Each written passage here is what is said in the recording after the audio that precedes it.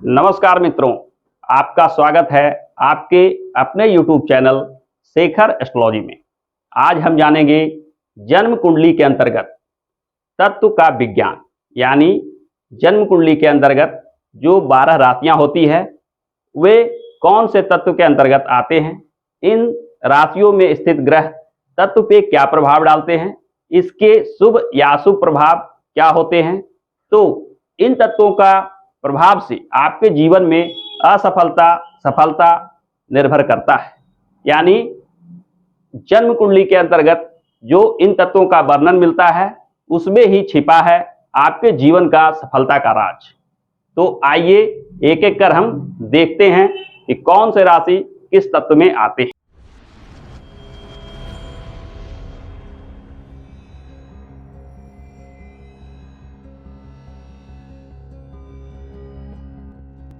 वायु तत्व के बाद हम चर्चा करेंगे अंतिम तत्व, यानी इस तत्व जल तत्व के बारे में। जल तत्व में 4, 8, 12 कर्क राशि, वृश्चिक राशि और मीन राशि, ये 3 राशियों को जल तत्व की राशि मानी जाती है। जल तत्व के राशि में ये 3 राशियां आती है।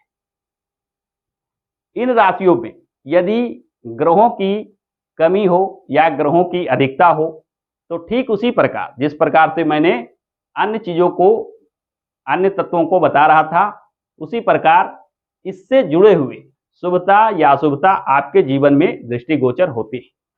तो आइए हम जानते हैं कि जल तत्व राशि में यानी कर्क, वृश्चिक और मीन राशि में यदि ग्रहों की कमी हो या ग्रहों की अधिकता हो तो क्या परिणाम प्राप्त होते हैं। जल तत्व की अधिकता यानी जल तत्व राशि में यदि अधिक ग्रह स्थित हो जाएं तो जन्म कुंडली में जल तत्व की अधिकता को बताता है। जल तत्व की अधिकता के वजह से आप अत्यंत संवेदनशील स्वभाव के होते हैं। आप किसी भी स्थिति परिस्थिति विचार से तुरंत प्रभावित हो जाते हैं।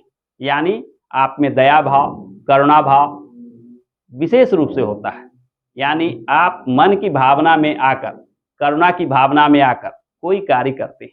आप स्थिति परिस्थिति एवं लोगों के व्यवहार के प्रति भी अत्यंत संवेदनशील होते हैं।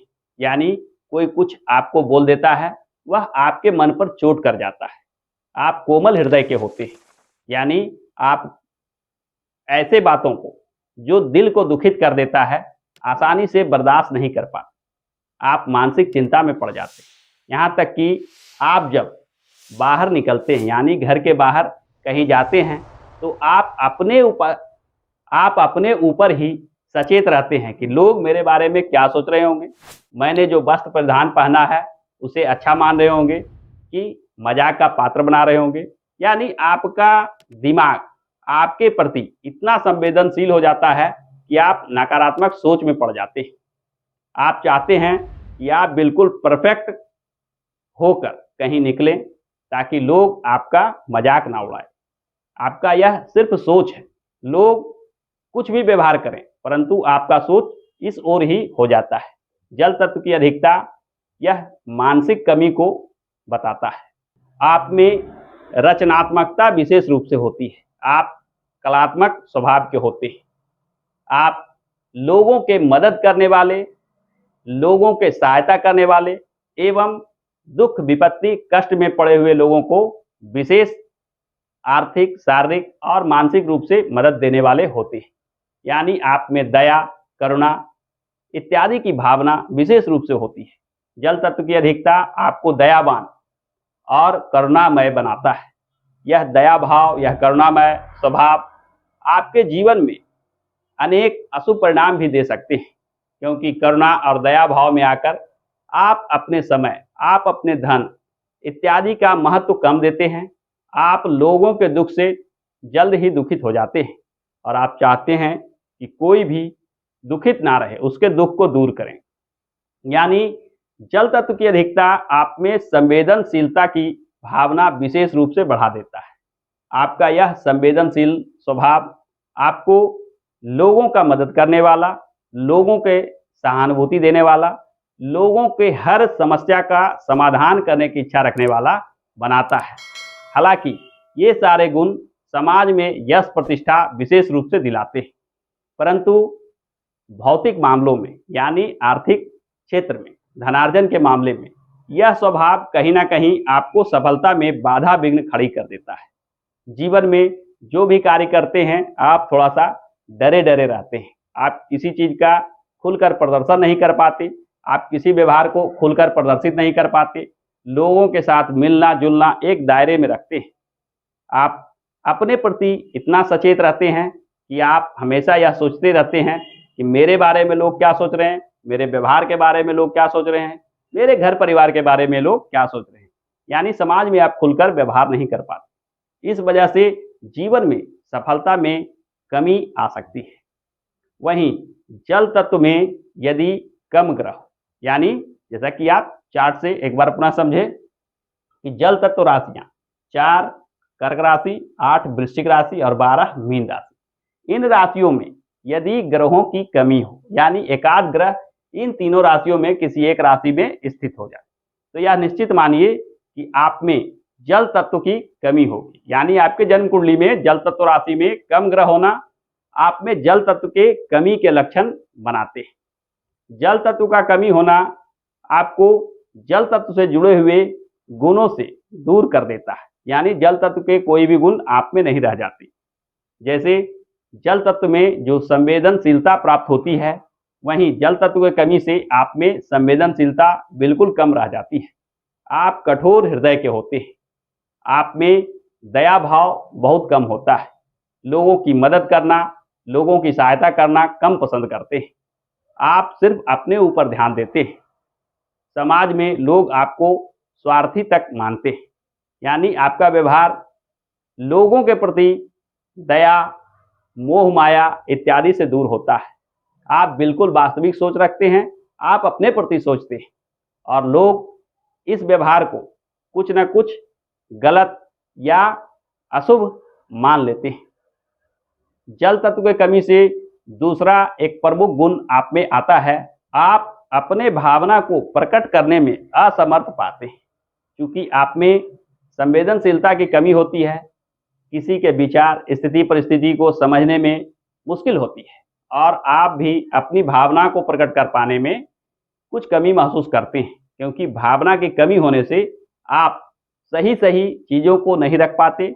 लोग आपके द्वारा बोले गए बातों को सामान्य तौर पे लेते हैं और आपके मन की बातों को नहीं समझ पाते। अतः बातचीत के क्रम में भी आप अपने भावना को प्रकट नहीं कर पाते। इस ओर से आपको सामाजिक रूप से कहीं ना कहीं कुछ कमी महसूस होती है। जल तत्व का कमी होना आपको असामाजिक स्वभाव का भी बना देता है।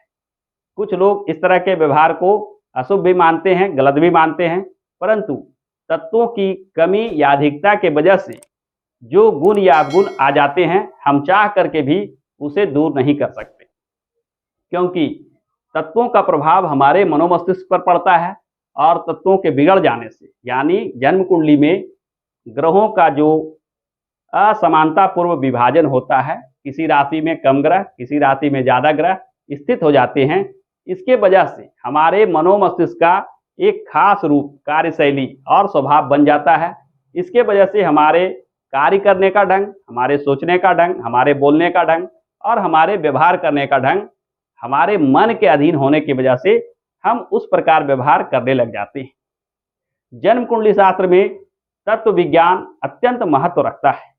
तत्व के आधार पर ही हम समझ सकते हैं कि कोई व्यक्ति किस स्वभाव का है, किस मानसिकता का है, और उसके स्वभाव और मानसिकता को समझने से हम उनके मन की स्थिति को समझ सकते हैं और यह जान सकते हैं कि व्यक्ति भविष्य में क्या कर सकता है। भविष्य में वह लाभ प्राप्त करेगा या लाभ नहीं प्राप्त कर सकेगा, क्योंकि सारी चीजें जो मन के अधीन आती है वो इन तत्वों पर निर्भर करती है। जिन तत्वों की कमी आपके जीवन में आ जाती है, उनसे जुड़े हुए कमी आप विशेष रूप से देखते हैं। जिन तत्वों की अधिकता हो जाती है, उन तत्वों के अधिकता वाले गुण भी आप में दृष्टिगोचर होते हैं। इनका आपस में सामंजस्य करके जब हम किसी कार्य को करते हैं, तब जीवन में सफलता आसानी से प्राप्त करते हैं।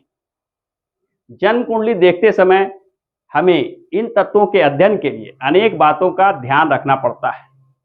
केवल राशि में स्थित ग्रहों के आधार पे जब हम आकलन करते हैं तो कहीं ना कहीं कुछ कमी रह जाती है। इसके लिए ज्योतिष शास्त्र में अनेक नियम बताए गए।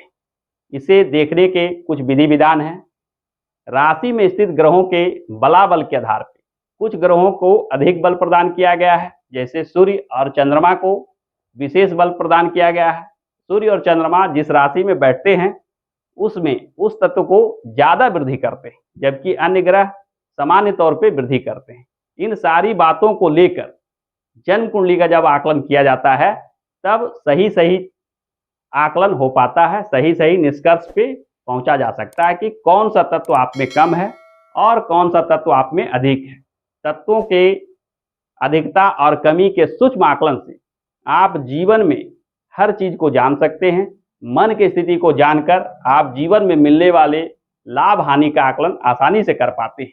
आप अपने स्वभाव, गुण, कार्यशैली एवं बातचीत करने का तरीका, समाज में अपना प्रदर्शन करने का तरीका, व्यवहार का तरीका इत्यादि को आसानी से जान सकते हैं और इन बातों के आधार पर आप इस निर्णय पर पहुंच सकते हैं कि जीवन में आप क्या प्राप्त करते हैं, जीवन में आप सफलता किस प्रकार प्राप्त करते हैं, किन कार्यों में आपको लगना चाहिए, किन कार्यों में आपको नहीं लगना चाहिए। क्योंकि हर व्यक्ति हर कार्य को करने का मना स्थिति नहीं रखता है।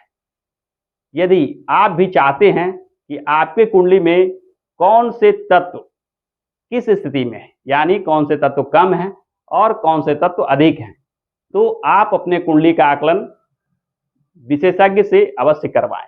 आप चाहें तो हमारे पास भी आप अपनी जन्म पत्रिका का विवरण भेज सकते हैं और जान सकते हैं कि जन्म कुंडली में कौन सा तत्व कम है और कौन सा तत्व अधिक है, इसका जीवन पे क्या प्रभाव पड़ेगा।